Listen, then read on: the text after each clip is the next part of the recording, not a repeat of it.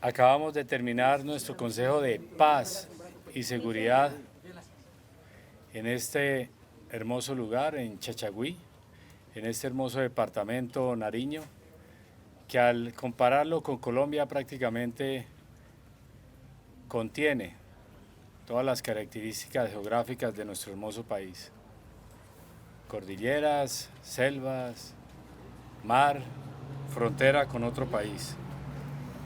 Una gratitud especial a todas las autoridades que estuvieron acá, a este pueblo nariñense por el cual nosotros estamos incluso a dar la vida.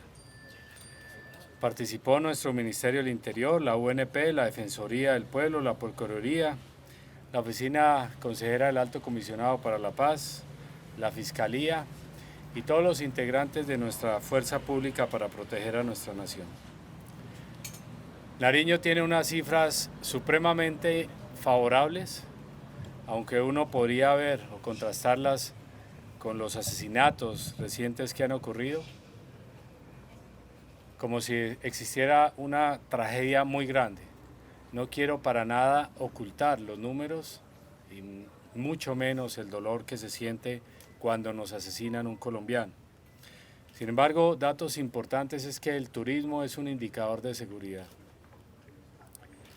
Si comparamos, por ejemplo, el tradicional Festival de Blancos y Negros que ocurrió este año, tuvo 3 veces más asistencia que el año anterior. Pasó de 75.000 turistas en el 2024 a 250.000 prácticamente turistas. Eso influyó en una economía que se podría ver en 2 billones de pesos que le quedó a quienes estuvieron alrededor de este gran carnaval que es patrimonio del mundo. Pero también redujo también redujo el desempleo en un 2% aproximadamente.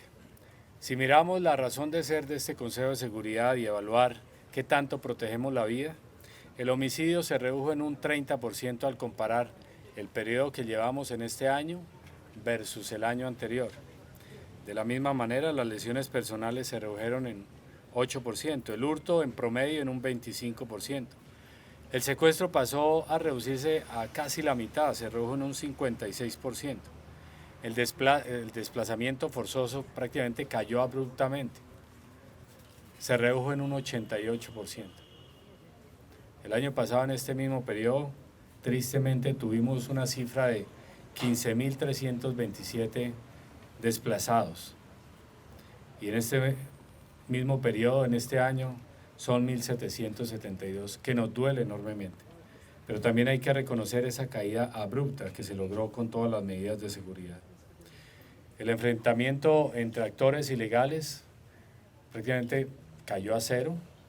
De 5 que hubo el año pasado, en este momento hay 0.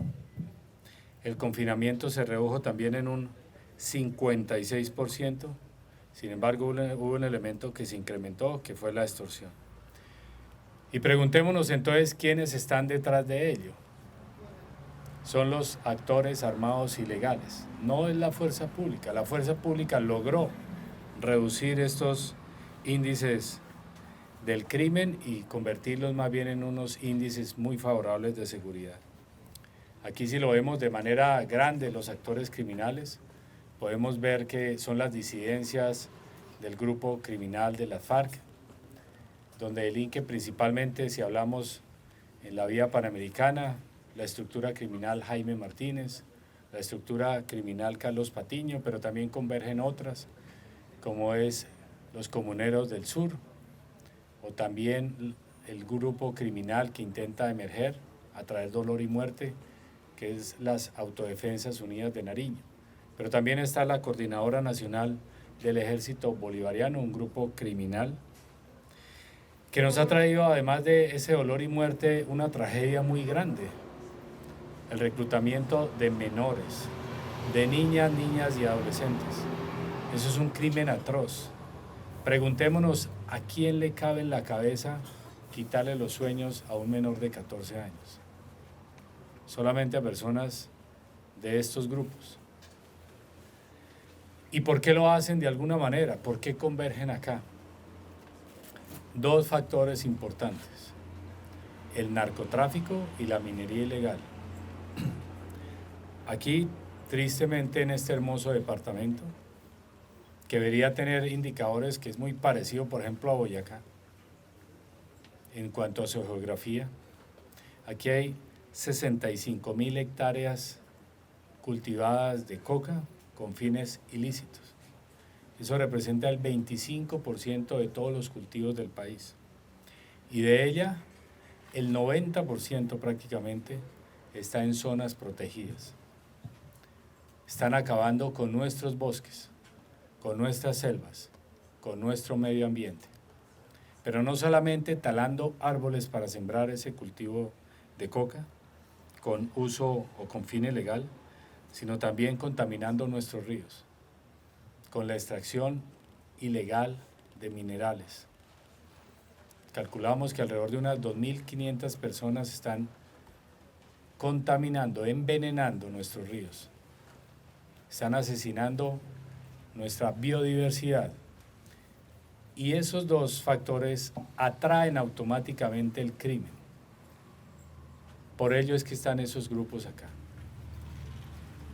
Miren y hagan una radiografía en Colombia, donde haya narcotráfico, donde haya minería ilegal, donde hayan otros fenómenos criminales, ahí va a estar o las disidencias de la FARC, que ya se dividieron como en 5 o en 6, o el cartel del ELN, o el Clan del Golfo, o algún otro grupo criminal.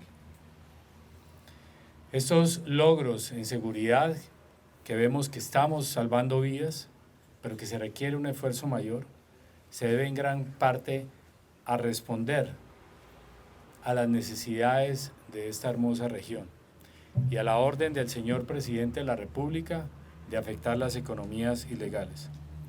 Se incrementaron por parte de nosotros contra los actores armados ilegales en un 63% los combates. Se neutralizaron a 200 en este año, a 245 integrantes, que lo más importante para nosotros en esa neutralización es la desmovilización. Y de allí una invitación plena a todos los integrantes a que se desmovilicen. Hay un programa de atención humanitaria al desmovilizado. Incluso hay cabecillas que pueden recibir hasta 130 millones de pesos si se desmovilizan. O aquel que entregue un fusil puede recibir incluso hasta 4,5 millones de pesos. El programa está abierto, bienvenido siempre. Pero si optan por seguir asesinando a nuestros campesinos y seguir esclavizándolos, pues tenemos que cumplir la Constitución y la ley. Serán capturados y al tener armas letales con las cuales asesinan a nuestros campesinos, como ocurrió, o a nuestros líderes indígenas, como ocurrió recientemente con un líder indígena, y también el asesinato de 2 integrantes de la UNP, tenemos que actuar con la fuerza legítima del Estado. En ningún lado de la Constitución Política de Colombia dice que pueden existir cualquiera de estos grupos ilegales, o que también promueve el narcotráfico, o que también promueve la minería ilegal. Hemos recuperado a 13 menores de edad que han regresado al seno de sus familias y que los salvamos de ese mundo de la violencia. En narcotráfico, 31 toneladas se han incautado aquí en este territorio, 134 toneladas en el Pacífico y se han destruido 277 laboratorios aquí en esta región. Que uno se pregunta, ¿y dónde termina esa cocaína que se transforma? En la muerte de alguna persona en el mundo, en la violencia. Casi el 70% de los homicidios en Colombia ocurre por el sicariato y ocurre por la pugna entre bandas criminales por el microtráfico, por la lucha el control de la cocaína en los centros poblados. Pero se regresa volviendo más fuerte al criminal, a estos grupos criminales que tienen algunas relaciones con carteles de México y traen más arma, más poder y por ende más destrucción y dolor en nuestra tierra. Hemos capturado en lo que va de este año a 55 homicidas, 23 secuestradores, 30 extorsionadores, que representaban una exigencia de 1.200 millones de pesos. Quien paga la extorsión no está solucionando un problema, está agrandándolo, está alimentando ese verdugo. Denuncien, llamen al 147 Gaula Militar o 165 Gaula Policial y transfiéranos automáticamente la responsabilidad al Estado para protegerlo. Casi el 100% de los casos que nos confían, por no decir el 100%, lo solucionamos, porque tenemos la capacidad para hacerlo. De allí que el enfoque o las conclusiones que tuvimos en este Consejo de Seguridad es que no vamos a parar, pero necesitamos unirnos todos. Y la petición que le hago a toda la comunidad es que nos unamos en sentido a lo correcto, a lo legal, a actuar bien, a ser un colombiano ejemplar.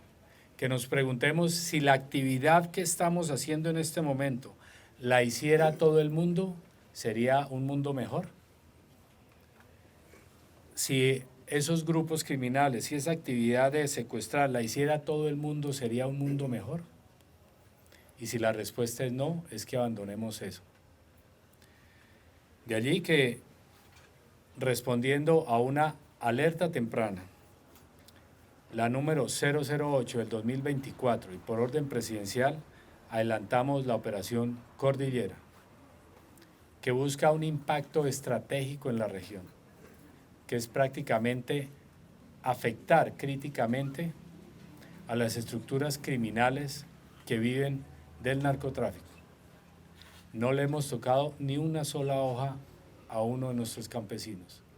Todo el esfuerzo ha sido a los insumos, a las estructuras criminales, a los laboratorios, al lavado de activos, a la incautación, porque nuestros campesinos son la razón de ser, al igual que lo son nuestros indígenas y las personas que viven en la ciudad y todos los colombianos.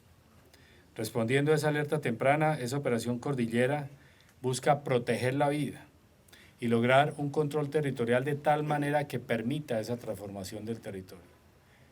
En la historia de este departamento jamás se había enfocado tanto, por lo menos de parte de la gobernación, en inyectar presupuesto importante allá. 70.000 millones de pesos es la proyección de invertir en los municipios relacionados con el área de la cordillera. Pero también nosotros ayudamos a construir esta transformación, construyendo una vía para conectar este sector con el centro de Nariño, en el área del Peñol. Nuestros ingenieros militares avanzaron fuertemente en construir esta vía. Desafortunadamente, quienes dicen luchamos por la inversión, pedimos que haya inversión, que hayan vías, esas personas asesinaron a un civil e hirieron a 8 militares mientras construíamos la vía. Hay una contradicción absoluta. Sin embargo, reconocemos las exigencias auténticas de nuestra población del sector de la cordillera. Hoy nos reunimos también con ellos y nos expresaron el temor que sienten, el desplazamiento que ha generado en algunos casos, que vuelvo y recuerdo, a pesar de que del desplazamiento prácticamente cayó abruptamente, casi en un 90%, frente al año pasado, y que los combates se redujeron entre los grupos ilegales a cero en lo que va de este año. Y somos conscientes de esas exigencias auténticas, necesarias y que debemos solucionar. De allí salieron 3 conclusiones importantes. La primera es una comisión de alto nivel de derechos humanos, integrada no solamente por el Ministerio de Defensa, el Comando General de las Fuerzas Militares, el Ejército Nacional, sino también la Defensoría del Pueblo y los veedores internacionales y la comunidad, para ir hasta allá y determinar qué daños se causaron y quién fue el autor de esos daños.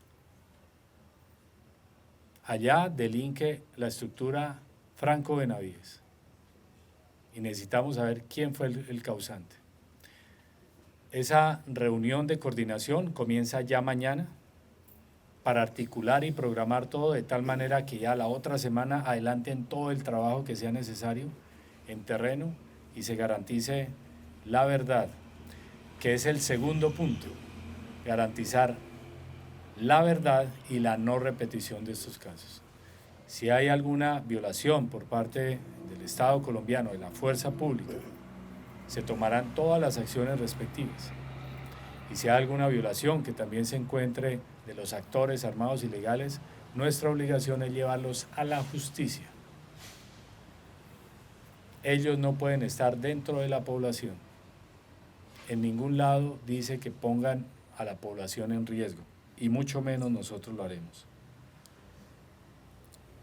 Ese es el segundo punto. Y el tercer punto es ajustar la maniobra de tal manera que se garantice la continuidad de la operación Cordillera, que responde a una alerta temprana, que responde al deber constitucional, que responde a las directrices del señor presidente de la República, de tal manera que garanticemos la seguridad en esta hermosa región. Otro elemento fundamental de las conclusiones que tuvimos es respecto al Comuneros del Sur. Está en avance la delimitación de las zonas de ubicación temporal, similar a lo que ocurre en el Catatumbo, pero bajo unos protocolos propios del contexto. Otro elemento es un plan piloto en el cual se iniciará con la erradicación de 400 hectáreas en esa misma zona de cultivos de coca, que la intención es que pasen a 5.000 de las 7.000 hectáreas que hay en ese lugar. Pero también es un desafío de seguridad de parte de nosotros, que es garantizar la protección de aquellos que decidan transitar hacia la legalidad, hacia la paz. Por ello, la fuerza pública tiene la instrucción clara y la directriz de nuestros estrategas militares y policiales, las órdenes militares, los planes militares y policiales, es de proteger a la población civil y neutralizar la amenaza. El otro elemento es lo que ocurre con la Coordinadora Nacional del Ejército Bolivariano, que también se adelanta un proceso importante allá. Y la intención es un proyecto piloto para inicialmente erradicar 5.000 hectáreas de 15.000 que se esperan erradicar. Esperamos en términos de tiempo que ocurra próximamente, depende de los diálogos que se están adelantando para organizar el cronograma. Otro elemento que hablamos acá es la seguridad en las vías y en el territorio. Hemos aumentado aquí la fuerza pública con pelotones que han dado movilidad, 540 hombres que se espera de nuestro Ejército Nacional que en el transcurso del año se aumenten, lo mismo de la Policía Nacional, con 6 equipos de reacción, con garantizar todas las condiciones de seguridad en el área rural, pero también en el área urbana. Nos piden fuerza pública y en todo el territorio nacional. Este gobierno ha desarrollado un plan para recuperar esa capacidad de fuerza pública, por ejemplo, de ejército, que del 2016 a la fecha o al año pasado se redujo casi en 70.000 hombres. La intención es con el plan que adelantó el gobierno nacional, que es profesionalizar aún más a nuestros soldados y policías, es incrementar en 36.000 hombres y mujeres. Son 16.000 hombres de las fuerzas militares y mujeres de las fuerzas militares y 20.000 en nuestra Policía Nacional. Y la invitación es a que hagan parte de esta fuerza pública, que aquí se aprende es el respeto, el honor, el servicio, el trabajo en equipo, el dar absolutamente todo por los demás. Quien preste, por ejemplo, el servicio militar recibe 1.000.000 de pesos de bonificación, libres porque tiene cubierta su comida, alimentación, etc. Y estamos avanzando en un proyecto de la mano o bajo el liderazgo del señor presidente de la República, donde busca profesionalizar aún más a nuestra fuerza pública y ha tomado decisiones fuertes, estratégicas, de fortalecer la fuerza pública, nuestro Ejército Nacional, nuestra Armada, la capacidad de movilidad, y ha proyectado ya unas líneas con vigencias futuras para recuperar la seguridad en todo el territorio y garantizarla profundamente. Y en ese enfoque de que presten el servicio militar y accedan a la educación es a las fuerzas a las escuelas de formación de las fuerzas militares y la Policía Nacional, que sea prácticamente gratuito, porque son entes públicos, son unidades de educación superior públicas. También otra línea es fortalecer las estaciones de policía. De la mano del gobernador se van a mejorar dichas estaciones de policía, así como terminar la construcción de estaciones de policía en Ipiales y en Tumaco. Con la UNP, analizar los estudios de riesgo para garantizar la protección de todas las personas en este hermoso departamento, pero el enfoque es que sea una seguridad colectiva, porque no podemos ponerle 50 millones de vehículos a los 50 millones de habitantes. La ideal es que no hubiera ningún vehículo, porque habría una seguridad colectiva. Y cualquiera, inclusive quien les habla, podría circular sin temor a que alguien de las disidencias de la FARC, del cartel del ELN o del Clan del Golfo lo vaya a asesinar a uno. No vamos a parar, necesitamos la cohesión. Ya hay 35 operaciones proyectadas, enfocadas a capturar personas que están atentando contra la vida, pero también a extinguir el dominio. Muchas gracias.